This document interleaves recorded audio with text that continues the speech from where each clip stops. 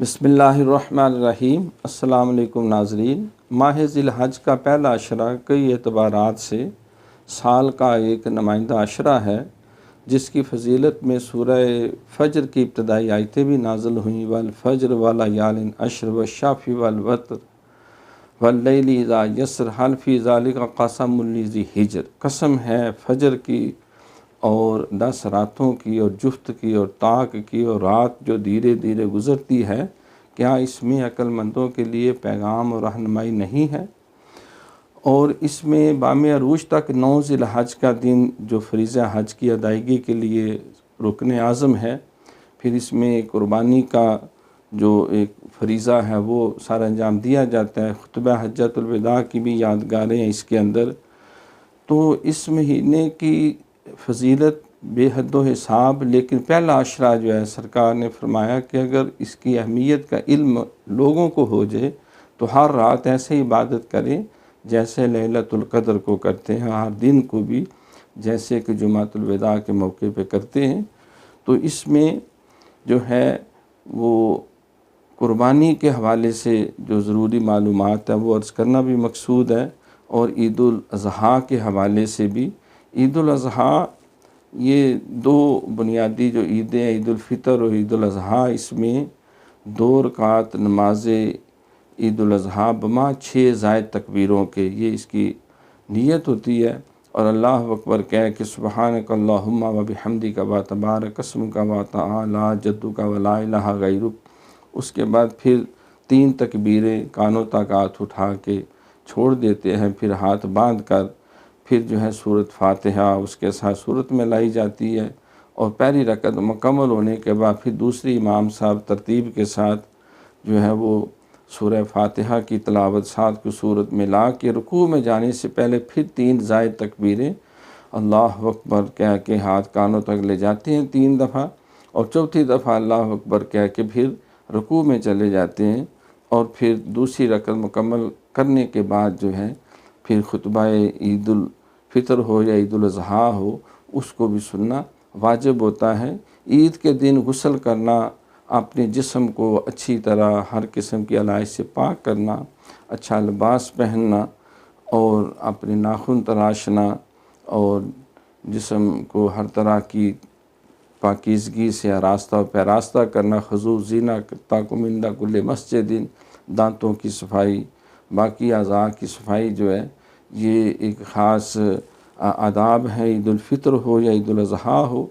ईदुल अज़हा में आम तौर पर नमाज ईदुल अज़हा के बाद कुर्बानी करके जो है वो जिस तरह हुज्जाज कराम जो है वो हलक करवाते हैं या बाल तरशवाते हैं, तो उसके बाद जो है वो हाथ बनवाना या अपने बालों को कटवाना, नाखून तराशना, तो ये आदाब जो हैं ये कुर्बानी के साथ भी हैं। ईदुल अज़हा की निस्बत से कुर्बानी जो है ये एक कदीम तरीन अदा है अल्लाह ताला की बारगाह में अपना नजराना पेश करने की।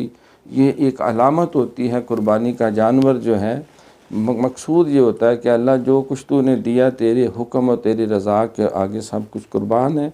आज हम ये ज़कात देते हैं, हम सदका फ़ितर अदा करते हैं, अपने तेरे दीन के सरबुलंदी के लिए माल खर्च करते हैं, तेरे हुक्म पे कुर्बानी दे रहे हैं।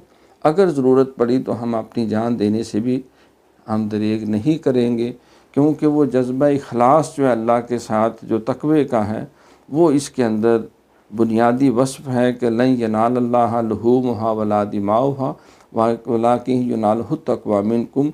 अल्लाह कुर्बानी के जानवरों का गोश्त या खून इस्तेमाल नहीं करते, बल्कि वो तक़वा जो दिलों के अंदर है वो अल्लाह ताला की बारगाह में शर्फ़ कबूलियत का सबब बनता है।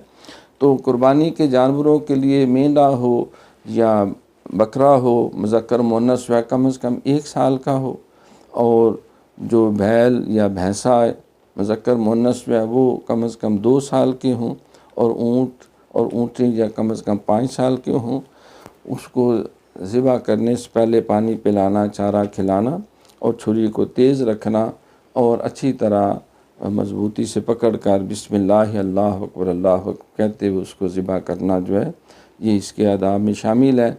फिर उसके गोश्त की जो तकसीम के हवाले से جو ایک مروج طریقہ یہی ہے کہ 3 حصے کیے جائیں، گھر میں رکھیں، ایک دوست احباب کو دیں، ایک باقی حاجت مندوں یا دیگر لوگوں کو میں تقسیم کریں، لیکن یہ کوئی فرض واجب نہیں ہے۔ بعض کا فیملی بڑی ہوتی ہے، سارے ایک ہی گھر اکٹھے ہوتے ہیں، تو اگر وہیں سارا استعمال ہو جاتا ہے تو کوئی حرج نہیں۔ اگر کوئی ضرورت کے لیے، برکت کے لیے رکھ لیتا ہے تو تب بھی شرعی طور پہ اس کے اندر کوئی رکاوٹ نہیں ہے۔ سرکار نے فرمایا کہ 10 ذی الحج کو اللہ کی بارگاہ میں نحر کرنے سے جو ہے وہ قربانی کرنے سے بڑھ کے کوئی عمل جو ہے وہ زیادہ پسندیدہ نہیں ہے۔ ایک حضرت ابو ہریرہ رضی اللہ تعالیٰ عنہ سے مرفوع حدیث بھی ہے، سرکار نے فرمایا جو استطاعت ہونے کے باوجود قربانی کی ہماری اس ادا کو زندہ تابندہ نہیں رکھتا تو وہ ہماری عیدگاہ میں نہ آئے۔ تو گویا کہ آپ نے اسے بریت و ناراضگی کا اظہار کیا۔ اس کا نصاب و زکوٰۃ والا نصاب نہیں ہے، نہ صدقہ فطر کے۔ اپنی ضرورت کے علاوہ اگر اتنا مال سرمایہ موجود ہو کہ قربانی کا جانور خریدا جا سکتا ہے، یا ایک حصہ جو ہے بڑے جانور میں 7 حصے ہوتے ہیں ڈالا جا سکتا ہے تو وہ ڈالا جائے۔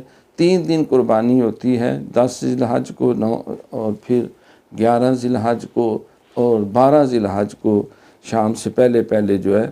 بعض لوگ جو ہے وہ چوتھے دن کا بھی جواز نکالتے ہیں، لیکن فقہ حنفی کے مطابق جو ہے یہ 3 دن کی قربانی ہے، اور اس میں جذبہ اظہار اور وفا ہو، اور اس خوشی میں آپ اپنے اہل عیال کو بھی شامل کریں، ہمسایوں کو بھی، عزیز و اقارب کو بھی، بلکہ ہر مسلمان قربانی کے گوشت کے لیے کوئی بندش نہیں۔ آپ کسی مسلم دوست کو دیں، غیر مسلم کو دیں، رشتہ دار کو دیں، یا حسب ضرورت کسی کو نہ دیں، اپنے ہی فیملی کے لوگوں میں وہ اگر مصرف ہو جاتا ہے تو کوئی حرج نہیں۔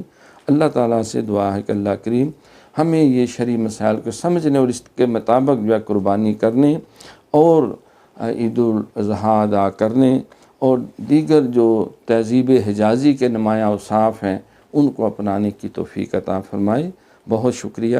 اللہ حافظ۔